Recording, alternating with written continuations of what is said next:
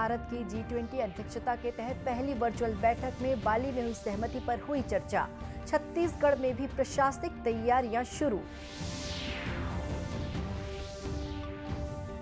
राष्ट्रपति और उपराष्ट्रपति से राज्यपाल अनुसुईया उइके ने नई दिल्ली में की सौजन्य मुलाकात।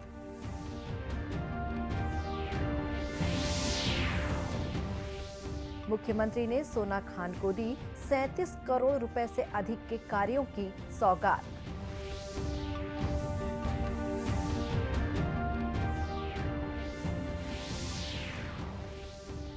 और छत्तीसगढ़ राज्य सेवा आयोग की प्रारंभिक परीक्षा 12 फरवरी से शुरू होगी। 210 पदों के लिए 1,40,000 से अधिक आवेदन।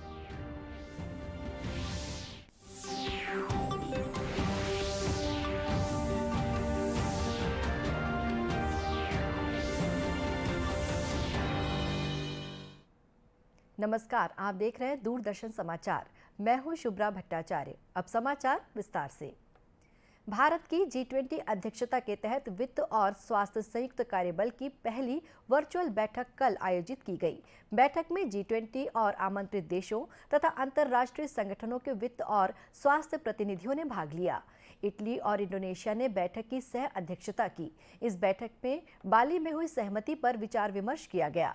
G20 की भारतीय अध्यक्षता में कार्यबल सचिवालय सह अध्यक्षों इटली और इंडोनेशिया के साथ अगले वर्ष तथा आगे की कार्य योजना का मसौदा तैयार करने पर काम कर रहे हैं। 2023 में G20 की भारतीय अध्यक्षता के दौरान वैश्विक स्वास्थ्य प्राथमिकता पर जोर रहेगा। बैठक में प्रस्ताव को स्वीकार किए जाने की कार्य योजना प्रस्तुत की गई। तकरीबन 60 लाख से ज्यादा लोग जान गंवा चुके हैं। सदी की सबसे बड़ी महामारी की चपेट में स्वास्थ्य के अलावा दुनिया की अर्थव्यवस्था भी रही। व्यापार, पर्यटन, शिक्षा से लेकर वैश्विक भू राजनीति को इसने प्रभावित किया। 20 करोड़ लोगों के रोजगार छिन गए और 10 करोड़ लोगों पर गरीबी की मार पड़ी। साल 2020 से हेल्थ वर्किंग ग्रुप पर महामारी से निपटने और उसके बचाव के उपाय करने की सबसे बड़ी जिम्मेदारी रही। वहीं G20 में ही इटली की अध्यक्षता में सभी के लिए टीके की उपलब्धता और जांच की व्यवस्था एक प्रमुख मुद्दा रहा। प्रधानमंत्री मोदी ने इटली की ही अध्यक्षता में एक दुनिया और एक स्वास्थ्य का मंत्र दिया था। इंडोनेशिया की अध्यक्षता के दौरान महामारी की चुनौतियों के खिलाफ एक फंड की व्यवस्था की गई। अब भारत की अध्यक्षता में डिजिटल हेल्थ, इनोवेशन और सॉल्यूशन के साथ साथ फार्मास्यूटिकल क्षेत्र में सहयोग को लेकर जोर दिया जा रहा है।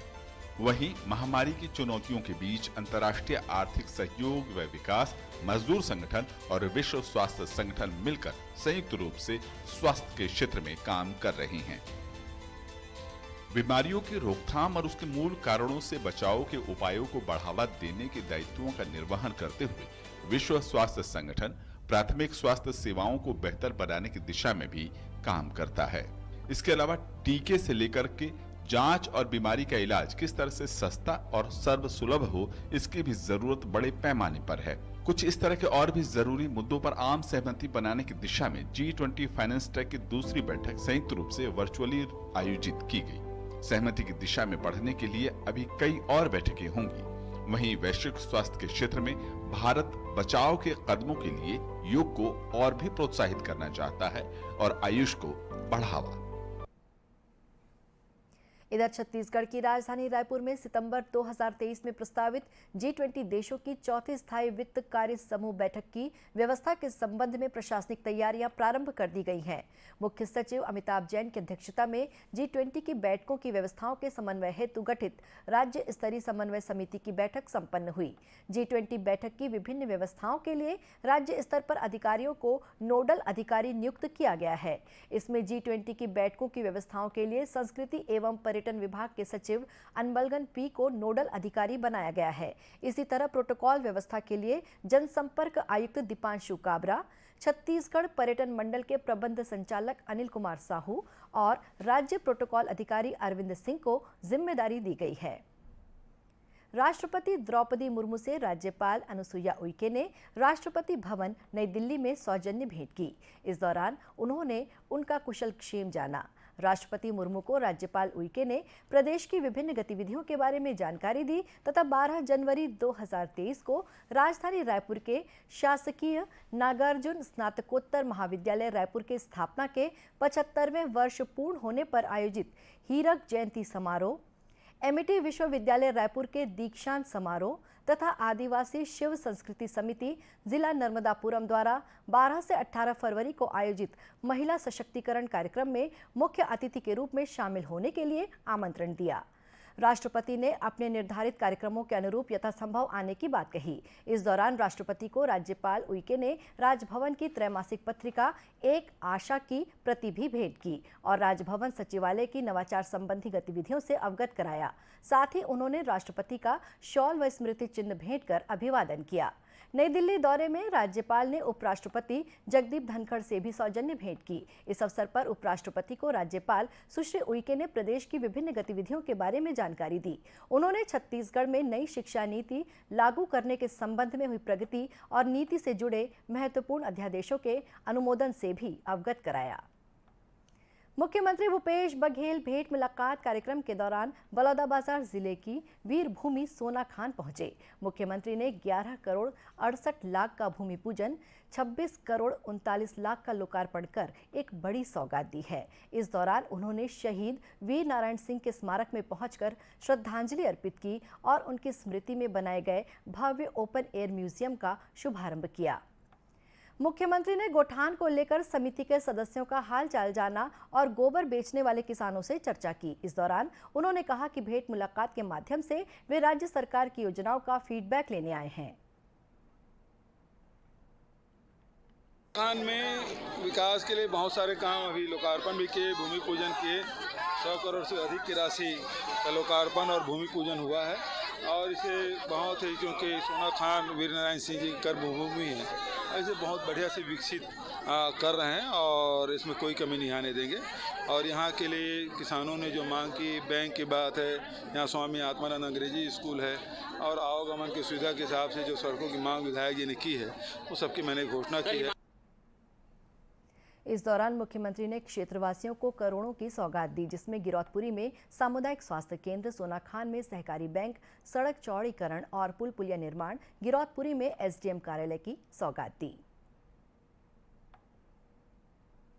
केंद्र सरकार ने राज्यों और केंद्र शासित प्रदेशों से चीन, जापान, अमेरिका, कोरिया और ब्राजील में कोविड के बढ़ते मामलों को देखते हुए पॉजिटिव नमूनों की अधिक संख्या में जीनोम सीक्वेंसिंग करवाने के निर्देश दिए हैं। केंद्रीय स्वास्थ्य सचिव राजेश भूषण ने राज्यों और केंद्र शासित प्रदेशों के सभी मुख्य सचिवों और स्वास्थ्य सचिवों को इस आशय का पत्र लिखा है। केंद्रीय स्वास्थ्य राज्य मंत्री डॉक्टर भारती पवार ने कहा कि सभी राज्य पॉजिटिव मामलों को जहां तक संभव हो दैनिक आधार पर जीनोम सीक्वेंसिंग के लिए निर्धारित प्रयोगशालाओं को भेजें ताकि इस महामारी के विस्तार को रोका जा सके। जहां भी केसेस दिखते हैं, ज़्यादा नज़र आते हैं, केसेस बढ़ते हैं, तो केंद्र सरकार राज्यों को अलर्ट मोड पे कुछ नोटिफिकेशन गाइडलाइंस देते हैं और कल भी हमारी मंत्रालय ने ये गाइडलाइंस इशू किए हैं कि जीनोम सीक्वेंसिंग किया जाए। देखिए, भारत ने बहुत ही अच्छा वैक्सीनेशन करके दिखाया। आज अगर 220 करोड़ वैक्सीनेशन को हम पार कर रहे हैं तो ये भारत की अपने आप में एक बहुत ही बड़ी उपलब्धि है ग्लोबल लेवल पे और बहुत ही अच्छा रिजल्ट हम देख रहे हैं कि भारत में कम केसेस दिखाई।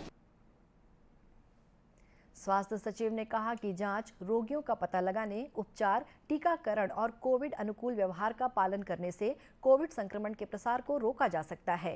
केंद्रीय स्वास्थ्य सचिव ने कहा कि विश्व में सप्ताह में लगभग 35 लाख मामलों की रिपोर्ट आने से कोविड की चुनौतियां विश्व भर में बनी हुई हैं। भारत में एक सप्ताह में लगभग 1200 मामले दर्ज किए जा रहे हैं।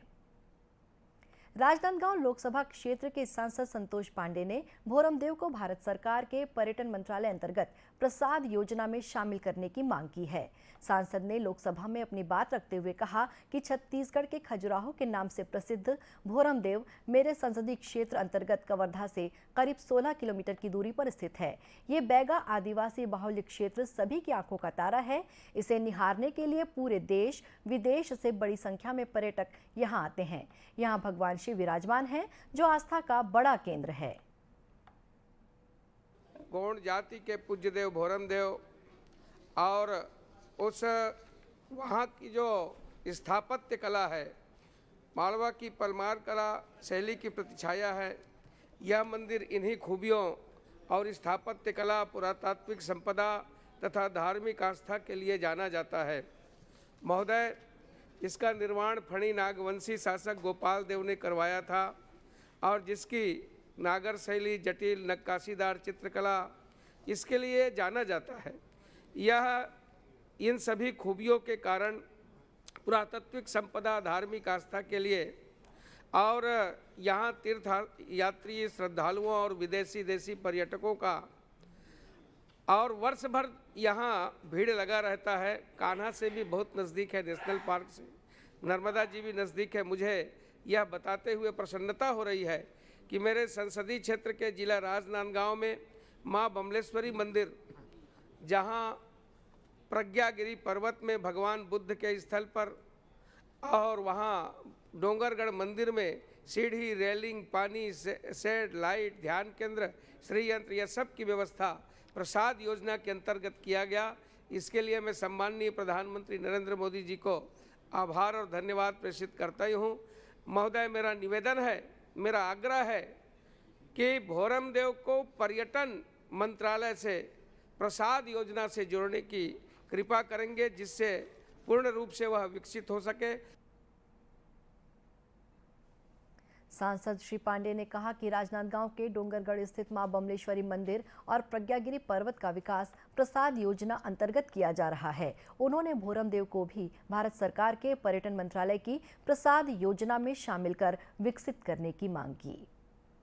छत्तीसगढ़ राज्य सेवा आयोग की परीक्षा 12 फरवरी से होने जा रही है। 20 दिसंबर को आवेदन की प्रक्रिया पूरी हो गई है। जानकारी के मुताबिक प्रदेश के 1,40,000 से अधिक युवाओं ने आवेदन किए हैं।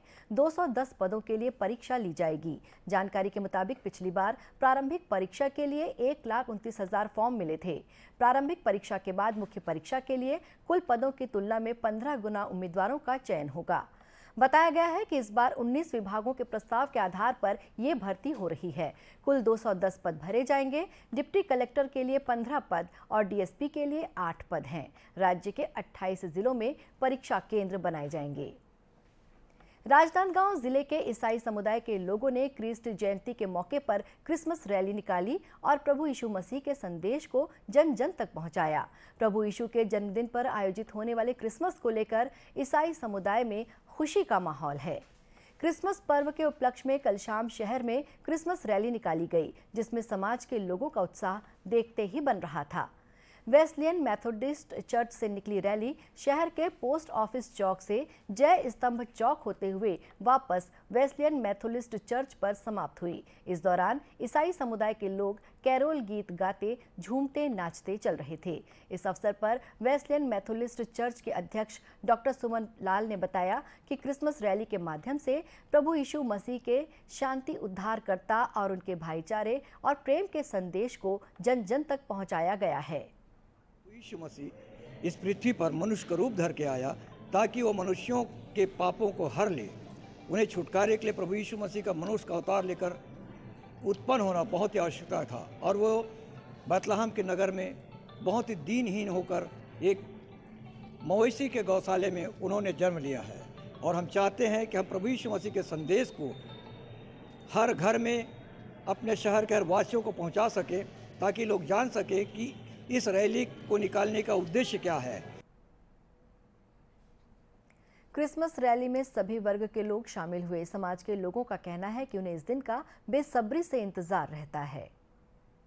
आज हमारे चर्च में आज बहुत अच्छी आराधना हुई, रैली निकली जिसमें बहुत मज़ा आया। हमने नारे लगाए, प्रेयर किया और बहुत डांस भी किया। बहुत ही मज़ा आया है। आज की रैली के लिए इंतज़ार हम लोग बहुत दिन से कर रहे हैं। 2 साल से भी हुआ भी नहीं था, तो बहुत ही ज़्यादा मज़ा आया है।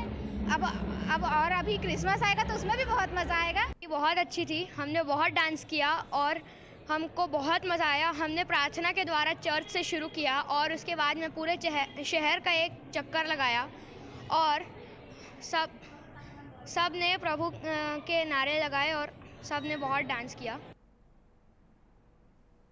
उल्लेखनीय है कि ईसाई समुदाय द्वारा 25 दिसंबर को क्रिसमस डे के रूप में मनाया जाएगा और चर्च में प्रार्थना सभा का आयोजन किया जाएगा।